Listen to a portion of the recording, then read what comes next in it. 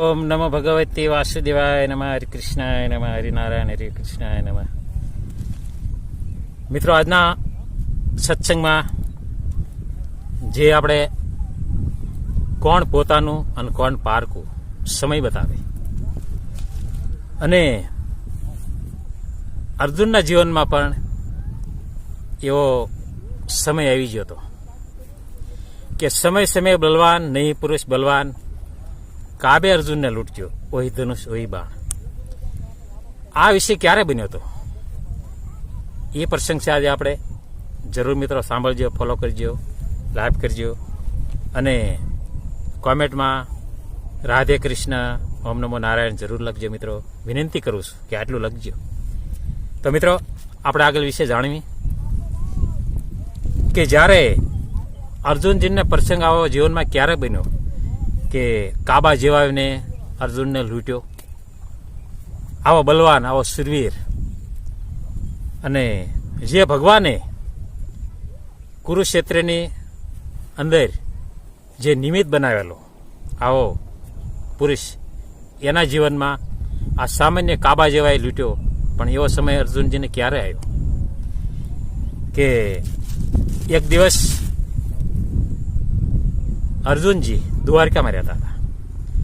જ્યાદામાં જ્યાદા ભગવાન શ્રી કૃષ્ણ સાથે અર્જુનજી રહ્યા છે. અને મિત્રો, જો કે ભગવાન પ્રત્યે ભગવાન ઉપર કેવો ભાવ હોય, કેટલી લાગણી હોય, એ તમને આ વિષયમાં જરૂર જાણવા મળશે કે ભગવાન ઉપર કેટલો પ્રેમ હોવો પડે. અને પાંડવોને કેટલો પ્રેમ હતો, ત્યારે ભગવાન સદાય એની સાથે રહ્યા છે. તો આ વિષયમાં તમે એ જાણજો કે ભગવાન ઉપર કેવો પ્રેમ હોય, પાંડવો જેવો પ્રેમ રાખવો જોઈએ, ત્યારે ભગવાન સદાય એના ભક્તો સાથે રહે છે. અને એવો પ્રસંગ બન્યો મિત્રો કે ભગવાન શ્રી કૃષ્ણ 126 વર્ષ લગી આ વિશ્વ ઉપર રહ્યા, અને વિશ્વના કલ્યાણ માટે એનું જીવન આખું ઓળગોળ કરી નાખ્યું, અને એમને ધામમાં જવાનો સમય થઈ ગયો. અને ભગવાન સૌધામ જ્યાં, ત્યાર પછી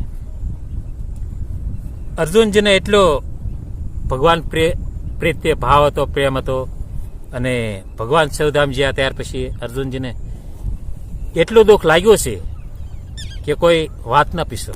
મિત્રો, આટલું દુઃખ લાગ્યું અર્જુનજીને, કારણ કે ભગવાન સાથે કેટલો સમય રહ્યા, એના ગુણ યાદ કરી કરીને અર્જુન એટલા રડી રહ્યા છે, કોઈ હિસાબ બારા.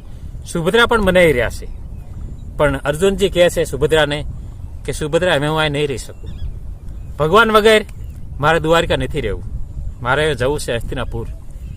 અને ત્યારે મિત્રો એટલું દુઃખ લાગ્યું કે કોઈને વાત ન પીસો. મિત્રો, અર્જુનજી એટલા રડે છે કે નાનું બાળક જેમ આક્રમ કરી રહ્યું એટલા રડી રહ્યા છે. જ્યારે એનો પુત્ર અભિમન્યુનું મૃત્યુ થયું ને, તારા એટલા બધા રડ્યા નહોતા. આટલો વિરોધ ત્યારે નહોતો થયો. અત્યારે ભગવાન શ્રી કૃષ્ણ સૌધામ જ્યાં, તારે એને એટલો આઘાત લાગ્યો છે, એટલો વિરોધ થયો છે કે કોઈ એની વાત નહીં. મિત્રો, અને દ્વારકા છોડીને આ અર્જુનજી હસ્તિનાપુર જતા હોય ત્યારે મિત્રો આ પ્રસંગ બને છે કે સમય સમય બલવાન નહીં પુરુષ બલવાન, કાબે અર્જુનને લૂંટ્યો, ઓહી ધનુષ ઓહી બાણ. આ પ્રસંગ ત્યારે બનેલો છે મિત્રો. અને કાબા સામે આવ્યા, અને અર્જુનજીને જરા લડવાનું મૂડ પણ નહીં. ભગવાનના વિરમમાં રડતા હતા, એમાં લડાઈ કેમ મિત્રો? ભગવાનના વિરમમાં તો એ રથમાં બેસીને રડતા હતા, રોતા હતા, વિરમમાં ઉદાસ હતા, અને એમના લડવાનું જરા પણ મૂડ નહોતું. જેમ એને કાબોને જેમ કરવું તેમ કરી લેવા દીધું. અને ભગવાનના વિરમમાં એટલા રડી રહ્યા છે. અને ત્યાંથી પછી હસ્તિનાપુર આવી રહ્યા છે અર્જુનજી.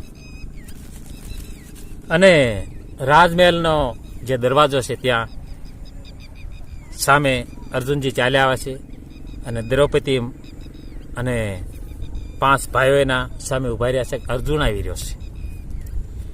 અર્જુન કે સામે આવી રહ્યો છે, જો ભાઈઓ કે ઘણો સમય થયો તો એને જવાનો, કે દ્વારકા બહુ રોકાણો, અત્યારે આવી રહ્યો છે કે. અને જ્યાં નજીક અર્જુન આવે છે ત્યારે અર્જુનનું મોઢું પડેલું જોયું.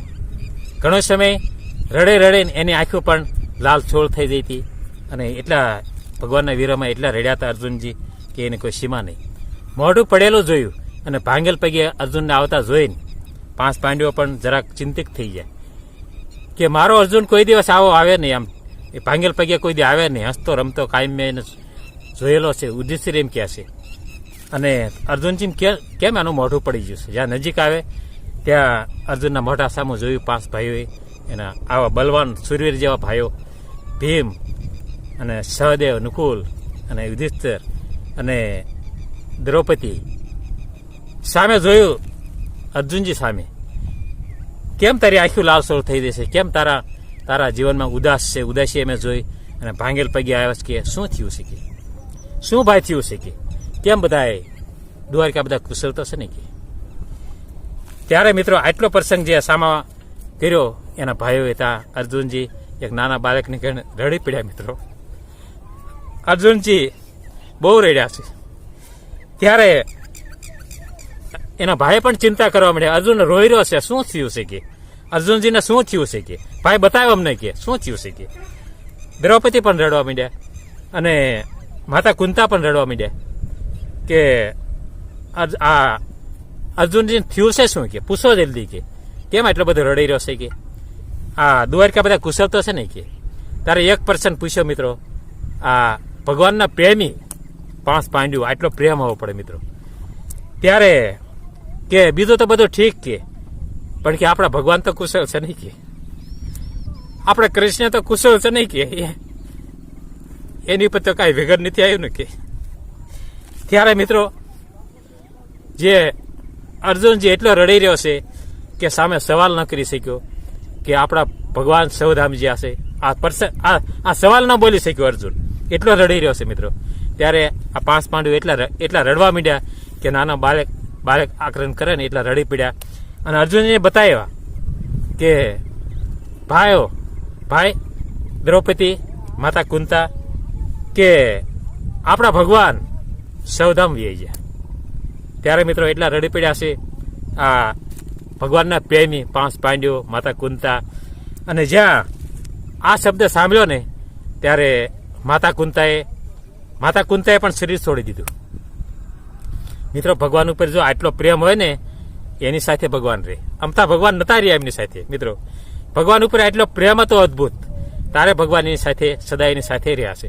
અને એટલા રડી પડ્યા કે કોઈ એની વાત ન પૂછ્યો મિત્રો.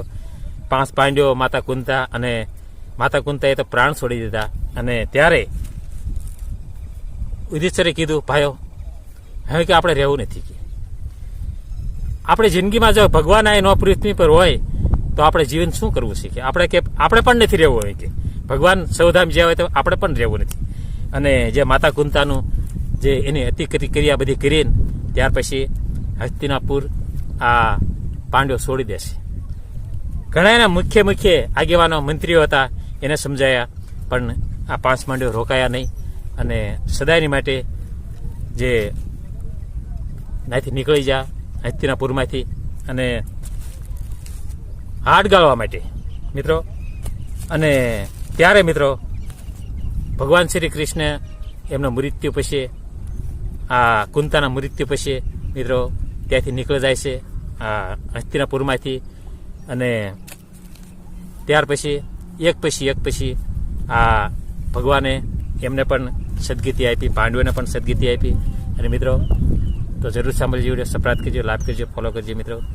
કે આ ભગવાન ઉપર આટલો પ્રેમ હોય, હંમેશા ભગવાન એની સાથે રહેશે. 5 પાંડવો આટલો ભગવાન ઉપર પ્રેમ હતો અને એમના શરીર પણ છોડી દીધા પરમાત્મા માટે. અને સદાયની માટે 5 પાંડવો પણ સૌધામ ગયા. અને મિત્રો તો જરૂર સાંભળજો આ વિડીયો, સબસ્ક્રાઇબ કરજો, ફોલો કરજો મિત્રો.